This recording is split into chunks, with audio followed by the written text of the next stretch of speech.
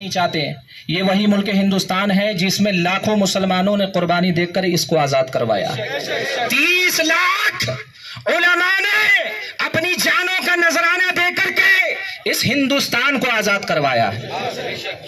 ہم نے مل جل کر کے سب کے ساتھ ہو کر کے اس ملک ہندوستان کو آزاد کروایا ہے. میں حکومت وقت سے گزارش کروں گا، پرشاسن سے گزارش کروں گا کہ فوراً رام گیر مہاراج کو اریسٹ کیا جائے. الحمدللہ ہمارا مذہب اسلام ہمیں امن کا پیغام دیتا ہے. آپ پڑھیں اس کو.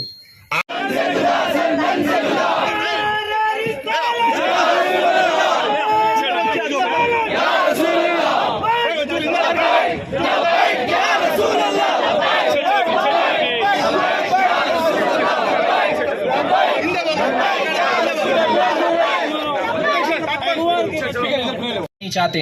یہ وہی ملک ہندوستان ہے جس میں لاکھوں مسلمانوں نے قربانی دے کر اس کو آزاد کروایا.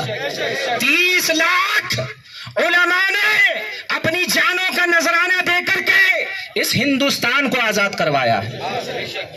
ہم نے مل جل کر کے سب کے ساتھ ہو کر کے اس ملک ہندوستان کو آزاد کروایا ہے.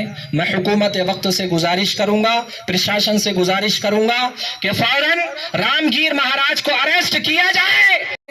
الحمدللہ ہمارا مذہب اسلام ہمیں امن کا پیغام دیتا ہے.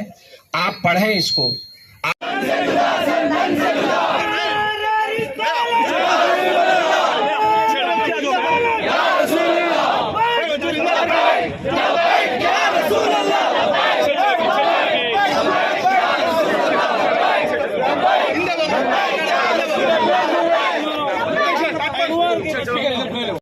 کے مطابق، حکومت اسلامی کے مطابق اور قانون اسلام کے مطابق ہمارا مذہب یہ کہتا ہے کہ ہم کسی مذہب کو برا نہ کہیں اور کسی کے بھی مذہبی رہنما کو برا نہ کہیں. ہمارا مذہب یہ کہتا ہے. ہمارے پیغمبر پیس بی اپون ہم صلی اللہ تعالی علیہ وسلم نے یہی ارشاد فرمایا ہے. اور یقیناً جب ہم کسی کے مذہب کو یا کسی کے مذہب کے رہنما کو برا کہیں گے، خامیاں نکالیں گے، تو یہی بیان کیا گیا کہ وہ یقیناً ہمارے مذہب کو یا ہمارے مذہبی رہنماؤں کو برا کہا جائے گا. لیکن ہمارے پیارے آقا صلی اللہ تعالی علیہ وسلم کی شان میں گستاخی نہ کل برداشت کی گئی ہے، نہ آج برداشت کی جائے گی، اور نہ آنے والے وقت میں برداشت کی جائے گی. ہمارے نوجوان اگرچہ اپنے علم و عمل میں کیسے بھی ہوں، لیکن پیارے آقا علیہ الصلوۃ والسلام کی شان میں ذرہ ریزہ بھی گستاخی برداشت نہیں کریں گے. یہ سب روڈ پر نکل آئیں گے، اور روڈ پر نکل آنے کے بعد بہت ہی امن و امان کے ساتھ میں جیسا کہ آج پیغام پیش کر رہے ہیں، آئندہ بھی انشاءاللہ تبارک و تعالی اسی طرح عشق رسول کی چاشنی کا اظہار کرتے رہیں گے انشاءاللہ. تو میں حکومت وقت سے گزارش کروں گا بہت ہی امن و امان کے ساتھ میں کہ جو رام گیری مہاراج نے یہ گستاخی کا مظاہرہ کیا ہے، ویسے بہت سے دلائل ہیں ہمیں دینے کے لیے. انہوں نے کہا کہ بولے صاحب وہ پیغمبر اعظم صلی اللہ تعالی علیہ وسلم نے جو ہے وہ اتنے وقت میں کم وقت میں جو ہے شادیاں کی. تو یہ ہمارا اپنا مسئلہ ہے، ہمارا اپنا مذہب کا، ہمارے دھرم کا دھارمک مسئلہ ہے. کسی بھی طرح کا کوئی ادھارن، ان کا کہنا اب یہ ہے کہ یہ میں نے ادھارن دے دیا تھا، بنگلہ دیش کی بات چل رہی تھی، بنگلہ دیش کی بات کرنے کی بھی ہندوستان میں ضرورت کیا ہے؟ ہمارے یہاں لکھا ہوا ہے حب الوطن جزء الایمان. ابھی 15 اگست کو 24 گھنٹے نہ گزرے تھے کہ آنے ہی والے چند لمحات میں یہ گستاخی کا مظاہرہ. اس نے کہا this is because only he is the extremely successful in the world.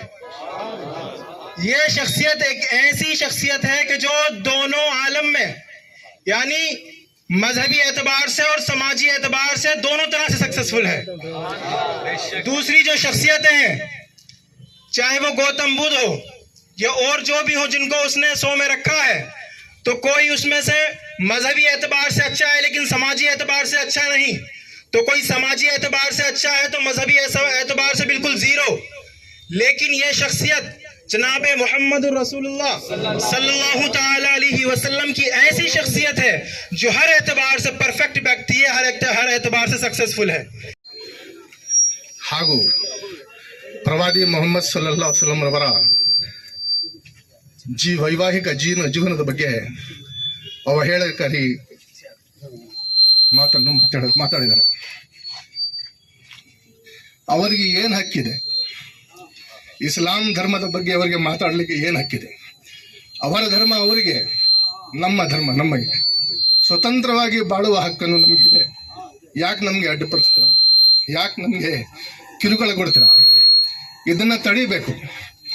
ಯಾವ ಕಾರಣಕ್ಕೂ ಯಾವುದೇ ಧರ್ಮಕ್ಕೆ ಇನ್ನೊಂದು ಧರ್ಮ ಅವರನ್ನು ಪ್ರಚೋದನೆಗಾಗಿ ಹಾಗೂ ಅವಹೇಳನಕಾರಿ ಹೇಳಿಕೆಯನ್ನು ಕೊಟ್ಟು ನಮ್ಮ ಸಹ ಬಾಳ್ವೆಯಲ್ಲಿ ಏನು ಗೋಡೆಯನ್ನು ತಂದಿಟ್ಟಿರ್ತಾರೋ ಆ ಗೋಡೆಯನ್ನು ಹೊಡೆದು ಪರಸ್ಪರ ಜಗಳಾಡ್ಕೊಂಡು ಸಾಯಬೇಕು. ಈ ಒಂದು ಘಟನೆ ಇಡೀ ಮುಸ್ಲಿಂ ಸಮುದಾಯದ, ಭಾರತೀಯ ಮುಸ್ಲಿಂ ಸಮುದಾಯದವರಿಗೆ ನೋವನ್ನು ಉಂಟು ಮಾಡಿರುತ್ತೆ. ಆದ್ದರಿಂದ ಇಡೀ ಮುಸ್ಲಿಂ ಸಮುದಾಯ ತೀವ್ರವಾಗಿ ಅವರ ಮಾತನ್ನು ಖಂಡಿಸುತ್ತೇವೆ. ಈ ನಮ್ಮ ಭಾರತ ದೇಶ ಸಾರ್ವಜನಿಕರ ಶಾಂತಿಯ ತೋಟ.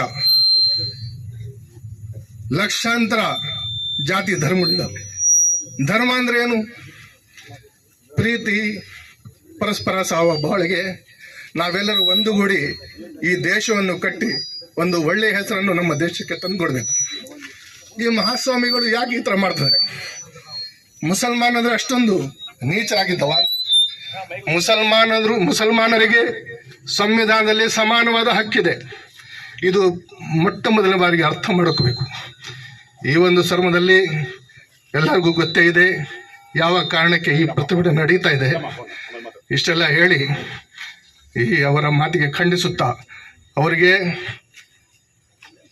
ಅತಿ ಹೆಚ್ಚಿನ ಕಠಿಣ ಶಿಕ್ಷೆಯನ್ನು ಅವರಿಗೆ ಕೊಡಬೇಕೆಂದು ತಮ್ಮಲ್ಲಿ 100 उसके अंदर उसने 100 ऐसी शख्सियतों को निकाला, यानी हजरत आदम से लेकर के अब तक जो भी 100 ऐसी हस्तियां हैं जो अपने ज़माने में मुअज़्ज़ज़ बावक़ार गुजरी हैं, उन सबको उसने छांटा और देखा कि कौन सबसे ज़्यादा बावक़ार है, बाइज़्ज़त है। तो उन 100 को छांटने के बाद उन सब में पहले नंबर पे उसने किसको रखा? हम सबके प्यारे आका सल्लल्लाहु तआला अलैहि वसल्लम को। वो कौन है? एक नॉन मुस्लिम माइकल हार्ट, जिसका नाम है एक ईसाई गैर मजहब का, लेकिन वो सबसे पहले नंबर पर हम सबके आका प्यारे आका सल्लल्लाहु तआला अलैहि वसल्लम को रखा है। और क्यों रखा है? उससे पूछा कि तुमने सबसे पहले नंबर पर आखिर इनको क्यों रखा? और भी बहुत अच्छी अच्छी शख्सियतें गुजरी हैं कि गौतम बुद्ध, और भी बहुत से नाम है उसमें, 100 आदमी है उसमें। गौतम बुद्ध का नाम भी आता है, हजरत आदम का नाम भी आता है, हजरत उमर का नाम भी आता है, लेकिन सबसे पहला नंबर जो आता है वो हम सबके प्यारे आका सल्लल्लाहु तआला अलैहि वसल्लम का है।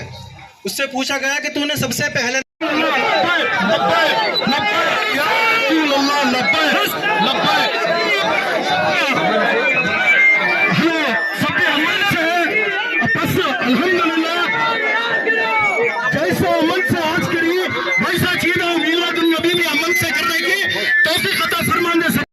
ಹಾಗೆ ಮಾಡಬೇಕು. ಅವನಿಗೆ ಯಾವ ಕಾರಣಕ್ಕೂ ಸ್ಪೀಚ್ ಕೊಡಬಾರ್ದು. ಆ ತರ ಅದು ಖಂಡಿಸಬೇಕು.